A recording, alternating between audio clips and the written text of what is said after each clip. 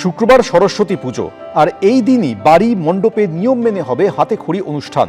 মা সরস্বতীর সামনে প্রথম অক্ষর লেখা, রীতি অনুযায়ী বাচ্চাদের নতুন পথ চলা, বলা যেতে পারে অক্ষরের জগতে ডানা মেলা।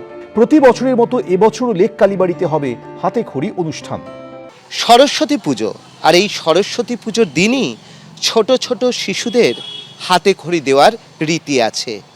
কিন্তু কে এই দেবী সরস্বতী, কি তার উৎস, আর কেনই বা এই দিনেই হাতে খড়ি দেওয়ার রীতি, সেটাই আমরা জেনে নেব লেক কালীবাড়ির প্রধান সেবায়িত নিতাই চন্দ্র বসুর কাছ থেকে। লেক কালীবাড়িতেও কিন্তু এই সরস্বতী পুজো হয় এবং সেদিন হাতে খড়ি দেওয়া হয়। নিতাইবাবু, একটু যদি বলেন যে দেবী সরস্বতীর উৎস সম্বন্ধে। দেখুন, লেক কালীবাড়িতে অনেক পুজো হয়।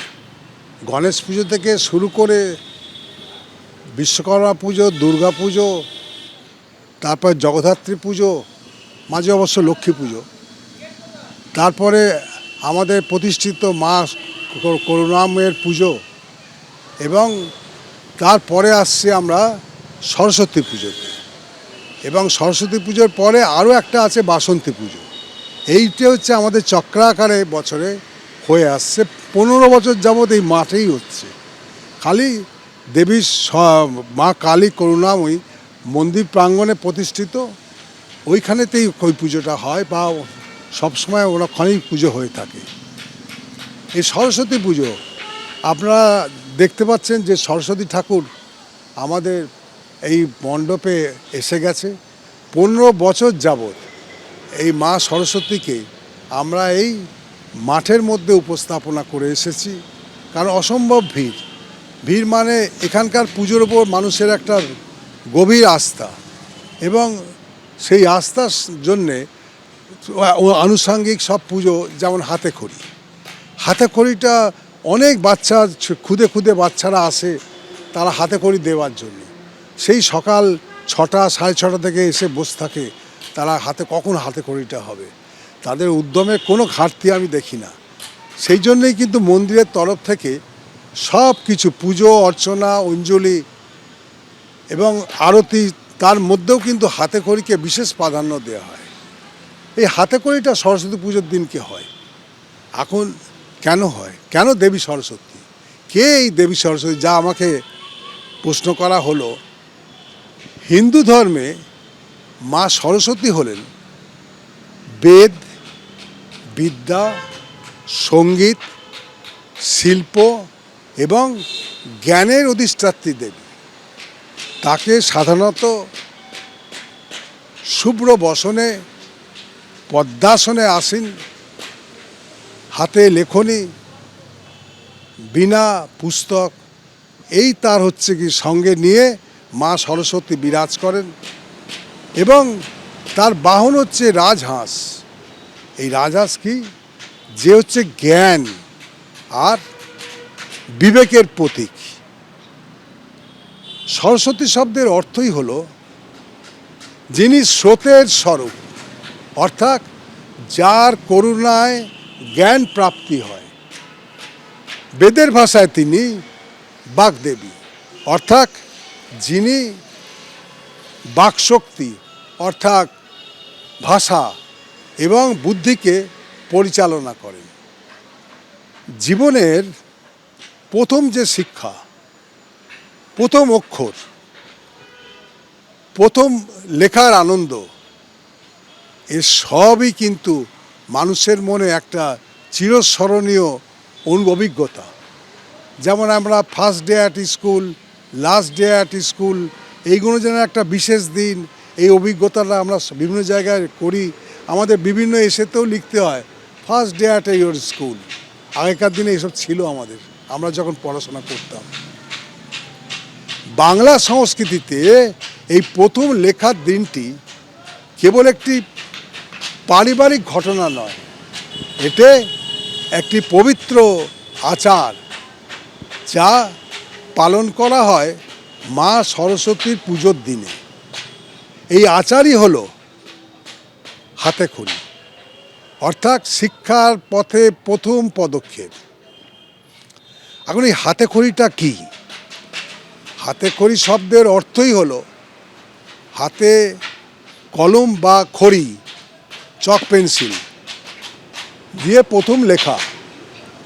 এবং বাংলার প্রাচীন পরম্পরায় শিশুর শিক্ষার সূচনা কেবল বিদ্যা অর্জনের জন্য নয়, বরং দেবীর আশীর্বাদ, এই আশীর্বাদ গ্রহণ অনুষ্ঠান।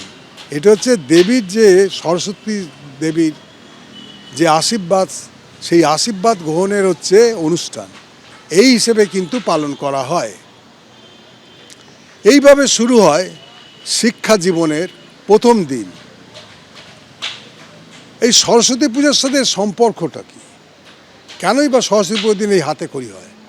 সরস্বতী হলেন বিদ্যা, বুদ্ধি এবং বাণীর অধিষ্ঠাত্রী দেবী।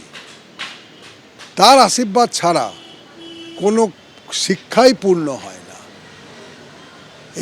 এই ব্যাপারে এই বিশ্বাস থেকেই সরস্বতী পুজোর দিনেই হাতে খড়ি দেওয়ার জন্য নির্বাচিত করা হয়েছে। মাঘ মাসের শুক্লপক্ষের পঞ্চমী তিথি, যা আগামী শুক্রবার 23শে জানুয়ারি, এই মাসের অর্থাৎ বসন্ত পঞ্চমী বা মা সরস্বতীর হচ্ছে পুজোর দিন। এই শুভ দিনে শিশুরা হাতে কলম তুলে লেখা আরম্ভ করে। তার জীবনে জ্ঞানের আলো, বুদ্ধির বিকাশ এবং শুভ সূচনার কামনা করে মা সরস্বতীর কাছে।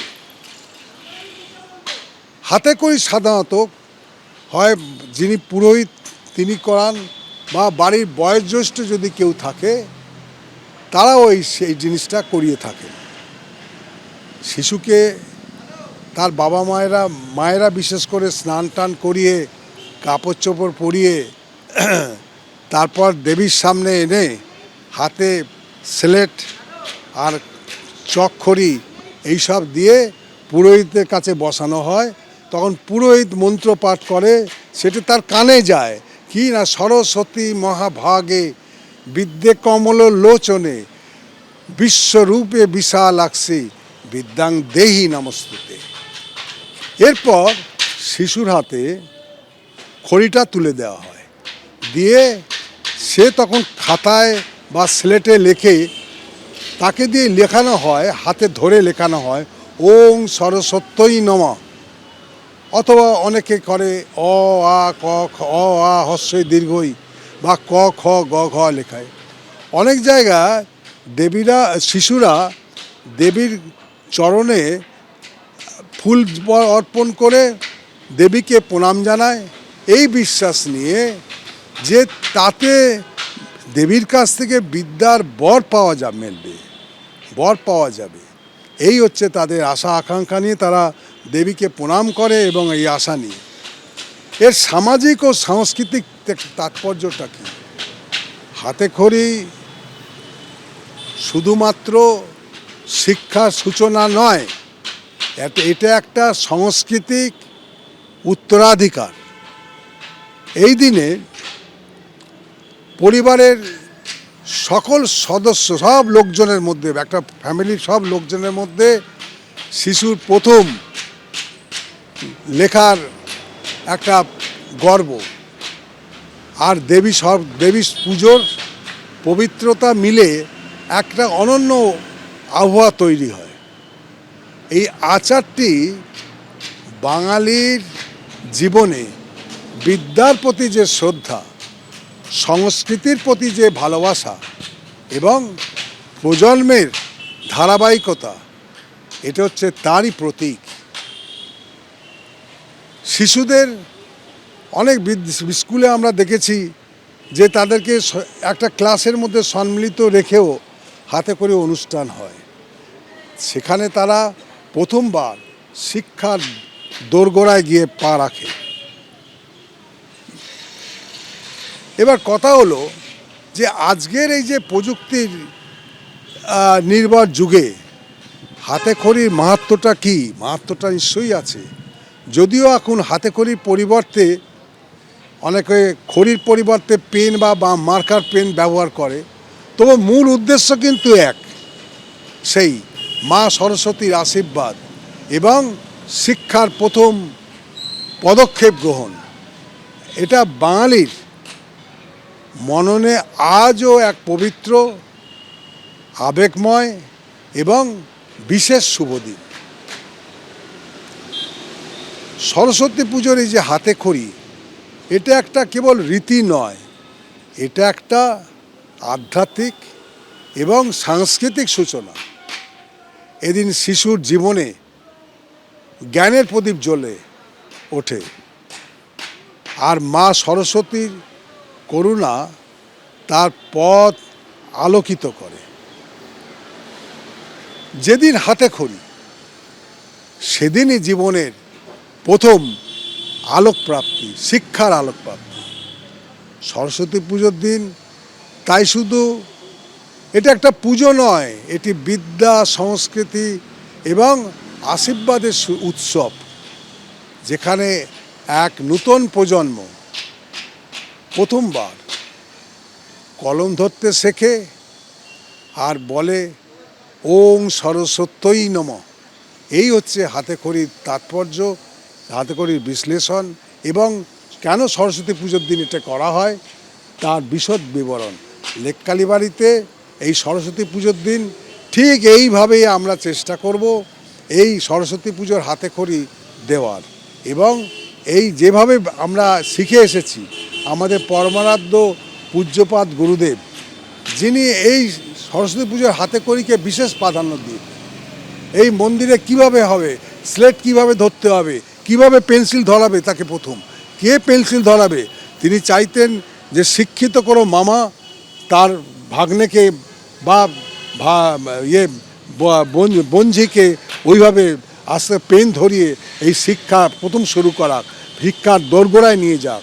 এই জন্যেই কিন্তু আমরা এই হাতে খড়িকে সরস্বতী পুজোর, লেককালীবাড়ির সরস্বতী পুজোতে প্রধান এবং প্রথম আমরা প্রাধান্য দিয়ে থাকি। এই হচ্ছে হাতে খড়ির তাৎপর্য। সরস্বতী পুজো বিদ্যারম্ভের দিন, এবং সেখানে স্লেট পেন্সিলে সমস্ত শিশু লেখে ওং সরস্বত্যই নমঃ। সেটাই রীতি, কেউ অ লেখে, কেউ আ লেখে, সেগুলোও রীতিতে রয়েছে। এবং লেককালীবাড়িতে কিন্তু এই সরস্বতী পুজোর দিন হাতে খড়ি অনুষ্ঠিত হয়, যেখানে বহু শিশুরা অংশগ্রহণ করে। ক্যামেরায় উজ্জ্বল ঘোষের সঙ্গে অর্ণব মুখোপাধ্যায়, এবিপি আনন্দ, কলকাতা। মা সরস্বতীর পুজো করে তাকে সাক্ষী রেখে হাতে খড়ি দিলে বিদ্যা লাভ হয়, এই আমাদের বিশ্বাস। আর সেই বিশ্বাস থেকেই শুক্রবার সকাল থেকে লেককালীবাড়িতে ভিড় জমাবেন সাধারণ মানুষ। অর্ণব মুখোপাধ্যায়, এবিপি আনন্দ। এবিপি আনন্দ, এগিয়ে থাকে, এগিয়ে রাখে।